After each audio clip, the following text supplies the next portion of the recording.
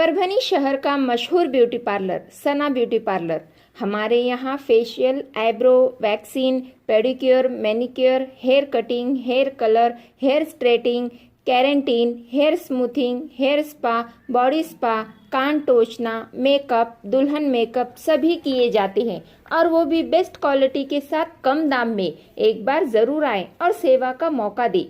सना beauty parlour Khan Sahab के building के पास, आइजॉन मॉल के पीछे, दरगाह रोड, परभनी। Mobile number 97302008। अस्सलाम वालेकुम, मैं हूं सैयद अकील। आप देख रहे हैं मेरे साथ परभनी आज तक में आपका स्वागत है।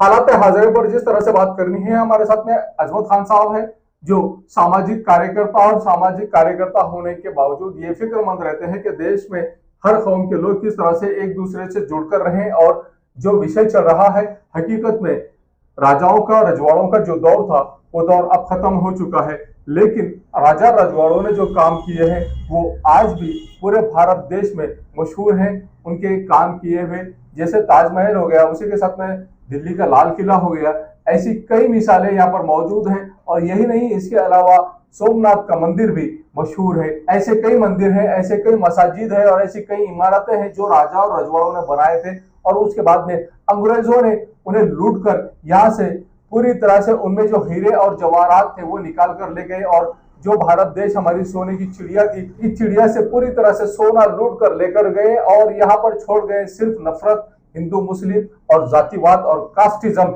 इसी पर चर्चा करने के लिए हमारे साथ में अजमत खान साहब है, जो सामाजिक कार्यकर्ता है। औरंगजेब रहमतुल्लाह अलैह, इनके विषय पर जिस तरह से यहाँ पर पूरे महाराष्ट्र भर में चर्चा चल रही है और यहाँ एक राजस्थान से एक यूट्यूबर्स ने, जिस तरह से एक हिंदू यूट्यूबर ने पूरी तरह से डिटेल मालूमात दी है, हम अजमत खान साहब इनकी बात भी रखेंगे और वो जो हिंदू यूट्यूबर्स है उनकी बात भी। हम आपको दोनों भी बैलेंस बताएंगे कि हकीकत में औरंगजेब रहमतुल्लाह अलैह इन्होंने क्या क्या किया था और किसके लिए किया था। हकीकत में वो किन के रहबर थे, किन लोगों के लिए वो काम किया करते थे, उनकी हिंदू पत्नियां कितनी थी, उनकी मुस्लिम पत्नियां कितनी थी, उनके मुस्लिम बच्चे कितने थे, ये पूरी डिटेल मालूमात हम जो यूट्यूबर्स ने बताई है वो आपको पूरा वीडियो हम हमारे परभनी आज तक पर बताएंगे और अजमत खान साहब इनसे भी चर्चा करेंगे। आइए जानते हैं किस तरह की प्रतिक्रिया अजमत खान साहब इनकी है।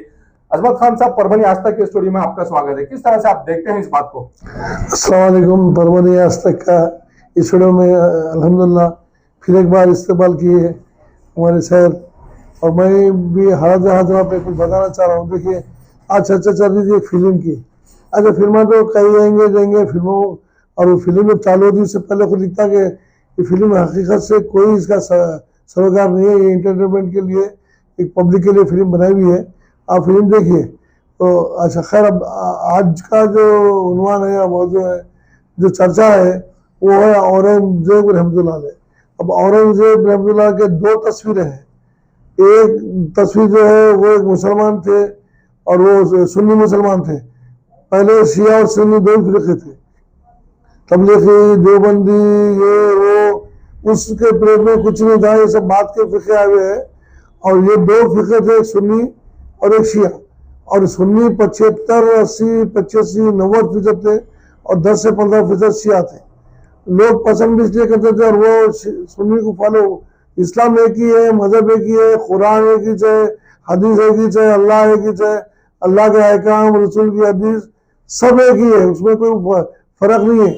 लेकिन एक बादशाह होने की वजह से इन्हें अपनी जिंदगी पूरी इस्लाम पे गुजारा। कि भाई लोग बोलते हैं कि अपने हाथ की कमाई जैसे टोपियाँ सीखे, अपनी खुद खाना, मैयत के इंतजाम टोपियाँ सीखे, उतने पैसों में करना, कोई गुम्बद नहीं, सीधी सादी अपनी मजार है, सीधी सादी पूरी जिंदगी है। 49 साल तक एक शख्स हुकूमत था। तो आप बताइए 49 साल में कितने तब्दीलियाँ होंगे, कितने राजा महाराजा शिकस्त खाए होंगे, कितने हालात बदले होंगे। अब हमारा वज़ीर 5 साल में एक बार रह रहा तो 50, 40, 30, 10 ऐसे राजा महाराजा कैसे ये वज़ीर आज़म चले आ रहे। तो उस शख्स ने 49 साल हुकूमत किया। अच्छा, उसके लिए मैं बताता हूँ, जब वो बादशाह बना, एक राजा बना, एक बादशाह बना, तो उसने पूरी दुनियादारी निभाया। और जब उन्हें इस्लाम पे आया तो अपने नमाज, रोजा, ये इस पे मैं आपको पहले उसकी दुनियादारी बताना चाह रहा। देखिए, अपने वालिद साहब को उसने कैद किया, क्योंकि वालिद साहब उसको पसंद नहीं करते थे। इससे बड़े भाई की हुकूमत आने का था। तो उसने क्या किया, एक भाई को कत्ल कर दिया, एक भाई को कैद कर दिया। ये मैं बादशाह के उसके बारे में बता रहा हूँ। तो उसने, ये गुजराती बच्चा है, हमारे जो आज जो बोल औरंगजेब औरंगजेब औरंगजेब जो है ना, ये गुजरात में पैदा हुआ। गुजरात कोई दुनिया से अलग नहीं है, गुजरात हिंदुस्तान में अलग नहीं है। गुजरात स्टेट में औरंगजेब की पैदाश है। उसकी वालदा, मैं समझ तो मुस्लिम है, लेकिन उसे 2-4 वालदा, कितने वालदा, सब उस प्लेट में राजा महाराजा रखते थे, राजपूत है। राजपूत से और मुगलों से इतना लगाव था, मैं आपको बताना चाह रहा हूँ। देखिए कैसा है। और ये जो मुगलों की तारीख क्या है, आपको मालूम ही सुनगा, लोग मालूम होगा, नहीं मालूम हो तो बता दो आपको। मंगोल रशिया का स्टेट है, वहां से छोटे छोटे स्टेट आगे 19 स्टेट है रशिया में। ऐसे एक स्टेट मंगोल के रहने वाला था, और वो भी हुक्मरान था पे। आपस में झगड़े हुए, इसके सौतेले भाइयों ने इसको हटा दिए। उसने अफगानिस्तान में आया, पठानों को अफगानिस्तान से लिया, ट्रेनिंग करा, वहां पे ट्रेनिंग लिया, और वो वहां से तोप लेके हिंदुस्तान का रुख करा। अच्छा, हिंदुस्तान का रुख क्यों करा, उसकी क्या वजह थी? राणा सांगा एक यहाँ का बादशाह था, और ये दिल्ली पे हुकूमत थी अपने अब्दाली की। तो वो उन्होंने क्या है, पठान था, ये इब्राहिम अब्दाली नाम था उसका, वो पठान था। 3.5 लाख उसके बाद फौज थी, पर हथियारों पे, तलवारों पे, तीरों पे वो गुजारते थे। इन्हें जो लेके आया, 14,000 फौज को लेके तोपों के साथ आया, और इसको दावत देने में, मुगलों को दावत देने में राणा सांगा का हाथ है। जब वो राजपूत था, मैं समझता हूँ राणा सांगा की तारीफ में ऐसी है, उसने अपना खुद बाप का कत्ल करा था हुकूमत का, क्योंकि ये बड़ी दुनिया की सबसे बड़ी हुकूमत थी। लाहौर से लेकर दक्कन तक हुक्मरान कर दिया ही दुनिया। और तो बाबर के जमाने में क्या हो गया, जब जंग चली, इब्राहिम लोधी को शिकस्त हुई, उसके आंख में तीर लगी। तीर लगने के बाद उसको गिरफ्तार हुआ, आंख में तीर लगी, वो उसके ऊँट तुम्हारे हथियार सब मुस्तराबूत हो गई, फौज गिरफ्तार हुआ। जब बादशाह इब्राहिम लोधी को बादशाह वक्त आज बोलना चाहिए, अकबर की हुकूमत आ गई, उसने बोला भाई आपके साथ क्या करना चाहिए? तो उन्होंने बोला भाई ठीक है, एक बादशाह दूसरे बादशाह के लिए क्या कर सकता। ये तारीफ बता रहा हूँ मैं, हकीकत बता रहा हूँ मैं, मजाक वाले कोई बात नहीं है। अब देखिए उसने क्या किया, आग में तीर धसी हुई है, वो तीर को निकाला नहीं और उसका सर खत्म कर दिया। और उसके बाद 35,000, ये मजाक वाली बात नहीं, मैं बताना चाह रहा हूँ, 35,000 मुसलमानों का खत्म किया। कौन किया? बाबर। बाबर कौन था? मुसलमान। बाबर कौन था? मुगलों का सबसे पहला बादशाह जो हिंदुस्तान पे हमला किया।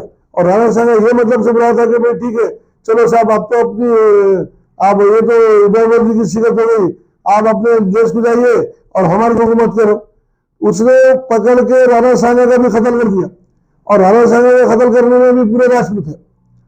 ये हुकूमत की चलती थी। आज क्या कर दिए, हिंदू और मुसलमान की जंग चल रही। बेचारे मुसलमान निहत, अरे भाई अपने मस्जिद से जा रहे आ रहे, मस्जिदें तोड़ दे रहे। ये तो मैं आपको बाद में बताऊंगा। अब जैसे आप क्या करें, खाली औरंगजेब ने खिसक दी, 2 भाइयों का वो कत्ल कर दिया, बाप को कैद कर दिया, और अपने खुद बेटों को, एक बेटे को बोला मैं जाके राजपूत के तरफ, मैं समझता हूँ राजस्थान की तरफ बगावत हो गई थी, उसने बेटे को भेजा।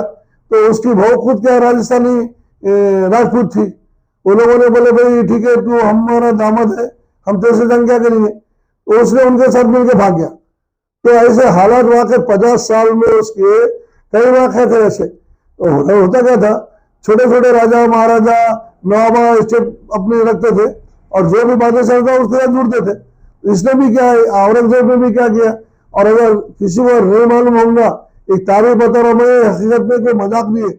जब उन्होंने मुसलमान नवाबों से, मुसलमान बादशाहों से जब जंग किया, वो जंग करने के बाद जैसा मरेठों से जंग किया, तो मरेठों के गुजरात पे मरेठों ने बहुत हमला किए थे, मरेठों से जंग किया, मरेठो जंग हार गए। तो उसने क्या किया, जितने मरेठों को जंग में हराया वो अपने साथ ले लिया, उन्हें माफ कर दिया और अपने साथ ले लिया। जितने मुसलमान औरंगजेब से जंग करे उनका खत्म कर दिया। अब आते आते बताइए वो दक्कन तक आ गया, दक्कन तक आने के बाद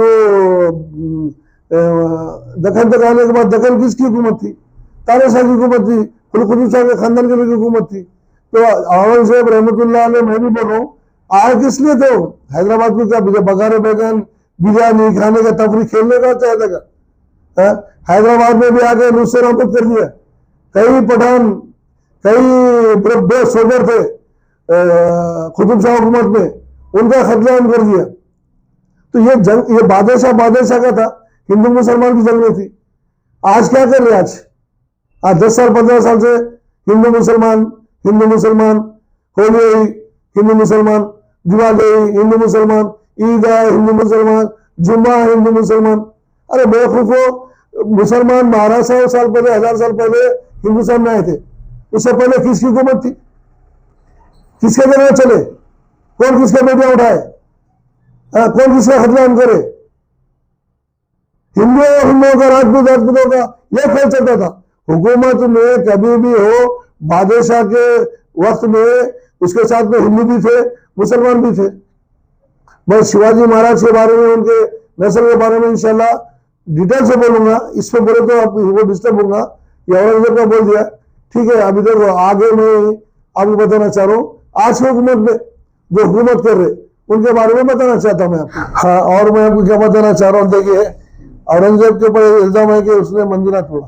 ठीक है, रिकॉर्ड में, हिस्ट्री में उसने 15 मंदिर तोड़ा, जिसमें इतना शोर है कि उसमें गैर गलत काम होते थे। ये भी तारीखी बता रही है, मेरे दिल की बात नहीं है। और उसने 100 मंदिरों को खुद से बनाया, वजीफे दिया, और उसके फौज में हिंदुओं से ज्यादा राजपूत अलग कास्ट के लोग आते, बड़े बड़े ओहदों पे तुम्हारे बम्बन थे। अच्छा, एक और बात बताना चाह रहा हूं मैं आपको। बाबरी मस्जिद को शहीद करने के बाद जो अयोध्या की मंदिर बनाए, तो उस मंदिर के रास्ते में कितने मंदिर आए छोटे बड़े। ये जब इनको शहीद कर दिए हुकूमत, तुम्हारे मतलब उत्तर प्रदेश में जो हुकूमत है योगी की, और मोदी की सेंट्रल में हुकूमत है, जब ये मंदिर बनाए तो कितने मंदिरों का रिकॉर्ड, ये सब मालूमात है। और ये जो फायदा उठा रहे ना, मुसलमानों के हालात हिंदुस्तान में नहीं अच्छे, बल्कि बाहर बहुत खराब हालात है, उसका पूरा फायदा ये लोग हिंदुस्तान में उठा रहे। बेरोजगार लोग है ये, जो झगड़े करते हैं, जो मस्जिदों के सामने या मस्जिदों के ऊपर झंडे लगाते, ये कौन से हिंदू है बताइए आप? कोई हिंदू अपनी इबादत गाह में इबादत छोड़ के दूसरे इबादत गाह में जाएगा क्या? बोले भाई इसमें ये था वो था। अरे भाई ठीक है, मैं आपको 1-2 बात बता के खत्म कर देता मेरी तकलीफ को। अब योगी के बारे में क्या जानते हैं बोलिए? योगी गोरखपुर को आया था पढ़ने के वास्ते। बाद में उसने क्या किया, बाबरी मस्जिद की शहादत में, बयानों में उसने जाके वहां पे शरीक हुआ मस्जिद के कांड में। जब वो वहां पे आया तो गोरखपुर मंदिर में आया, गोरखनाथ की मंदिर में आया, वहां पे उसका क्या बोलना चाहिए, मुर्शद बोलते हैं हमारे पास मुसलमानों में, गुरु, उसका गुरु वहां पे था। उसके बाद वो गुरु का अचानक मौत हो गई, क्या खतर कर दिया, अचानक मौत हुई, आज तक उसका कोई इल्म नहीं चला। तो इसलिए जोगी बन गया, जोगी बन के इलेक्शन जीता, पार्टी बन के, फिर वो कामयाब हुआ, बाद में हिंदू एवं बनाया। अरे इसके जो बयान देखेंगे आप तो बोलेंगे कि ये हिंदू है ये। अरे लोग हिंदुओं से नफरत करेंगे। अरे हलकट क्या बोलता कि एक हमारे मुसलमान, एक हिंदू को मारिए तो 100 को मारिए। अरे इतने बड़े पद पर अल्लाह ताला ने बिठाया, उत्तर प्रदेश का चीफ मिनिस्टर है, सबसे बड़ा स्टेट उत्तर प्रदेश है, बोलता मुसलमान और औरत अगर कोई आपको पसंद नहीं तो खबर से निकाल के करो। वैसे बता, ये रिकॉर्डिंग में है, ये कोई इल्जाम वाली बात नहीं है, रिकॉर्डिंग में प्रूफ कर सकते इसको। अरे भाई तेरे अगर नहीं कुछ समझ में आ रहा तो तू क्या कर मालूम है, हफ्ते में 3 बार अमिताभ बच्चन को बुला, और क्या कर मालूम है, एक तेल का नवरत्न तेल का एडवर्टाइज करता अमिताभ बच्चन, हफ्ते में 3 बार क्या कर तू बुला के मालिश कर, हुआ तो अल्लाह ताला तुझे अक्ल जाए तो आखिर शरीफ का इस्तेमाल करेगा। अरे तू चीफ मिनिस्टर है, मुसलमानों के बारे में बोलता, मस्जिद तोड़ दो और ये तोड़ डालो, मुसलमानों को मार डालो। अरे तू और पार्लियामेंट में भी जाके कसम खाया, ये मेरे सब भाई बहन है, जब असेंबली में जाके खड़े होकर कसम खाया, तो क्या कसम खाया, खाया असेंबली में कसम, बोल मैं चीफ मिनिस्टर बन रहा हूँ और मैं मुसलमानों को नुकसान नाबूद कर दूंगा, मैं जला दूंगा, मार दूंगा, इनके भजिया तोड़ दूंगा, ये कसम ले। क्यों कसम लेता कि मैं हिंदुस्तानी, मेरे भाई बहन है। ये फिर संविधान की कसम लेता, हिंदुस्तानी मेरे भाई बहन है बोल के ये कसम लेता। ये कसम क्यों नहीं होता? अब क्या अगर चीफ मिनिस्टर बना तो तू क्या कर मालूम है, कसम ले कि मैं चीफ मिनिस्टर फिर से बनूंगा तो मैं भजिया तोड़ूंगा और ये कटबुल्ला ये वो।